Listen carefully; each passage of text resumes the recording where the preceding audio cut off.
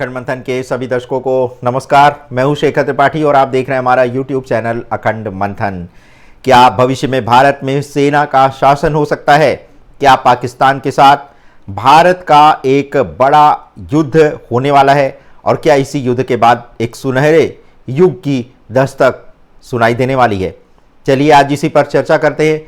और आज इस भविष्यवाणी का आधार हमने बनाया है स्वामी योगेश्वरानंद की उस भविष्यवाणी को, जिसमें उन्होंने भारत में भविष्य में सेना का शासन होने की भविष्यवाणी की है। जी हां, स्वामी योगेश्वरानंद गिरी उर्फ स्वामी यो, इन्होंने एक ऐसी भविष्यवाणी करके पूरे देश में सनसनी फैला दी है।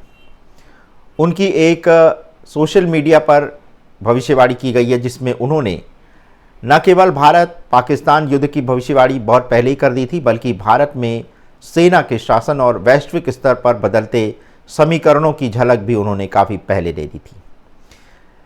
एक न्यूज़ के विशेष कार्यक्रम में जब स्वामी यो से पूछा गया कि ये भविष्यवाणी उन्होंने कैसे की, तो उनका ये कहना था कि 29 मार्च 2025 को बनने वाला षड्ग्रही योग और 14 से 18 मई के बीच जो गुरु की अतिचारी गति थी, यही खगोलीय घटना उनकी भविष्यवाणी का आधार थी।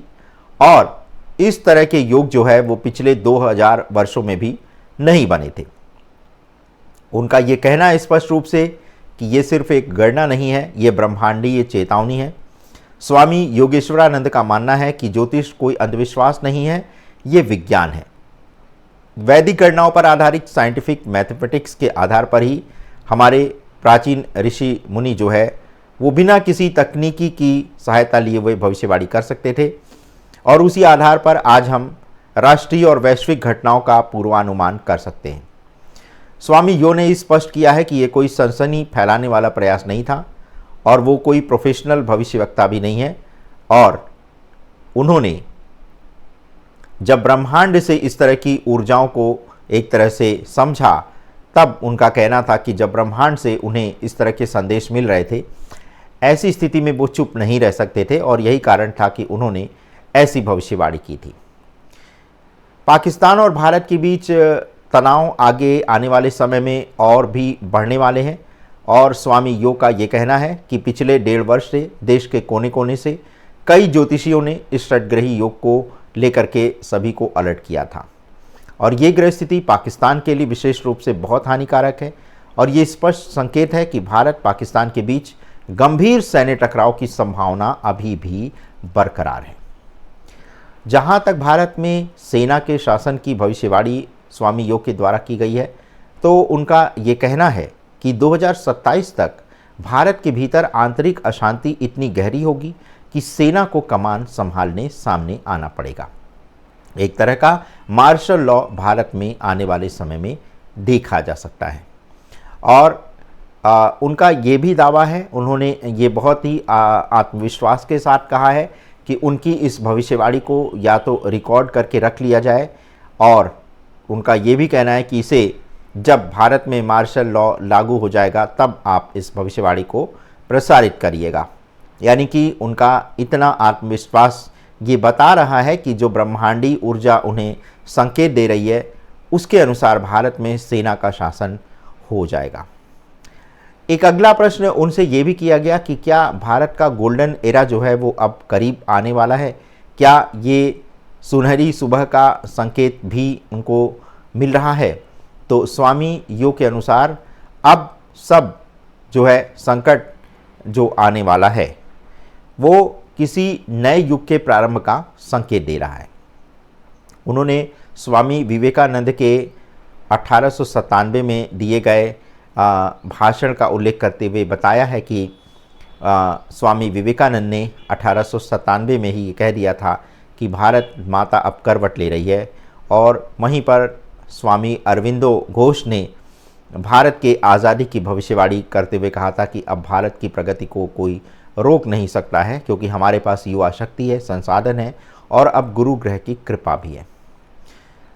तो जब स्वामी यो से ये लोग पूछा गया कि ज्योतिष या विज्ञान इसमें क्या संबंध है और क्या ज्योतिष को कुछ लोग अंधविश्वास के तौर पर भी देखते हैं, तो आपका क्या कहना है? तो स्वामी यो का ये कहना है कि एक जो साधारण व्यक्ति होता है वो तो सिर्फ राशिफल को ही देख करके एक तरह से संतुष्ट हो जाता है, लेकिन जो तत्व ज्योतिष को जानता है वो ये समझता है कि दशा, महादशा, गोचर, दृष्टि और ग्रहों के संयोग कैसे किसी राष्ट्र की नियति बदल सकते हैं।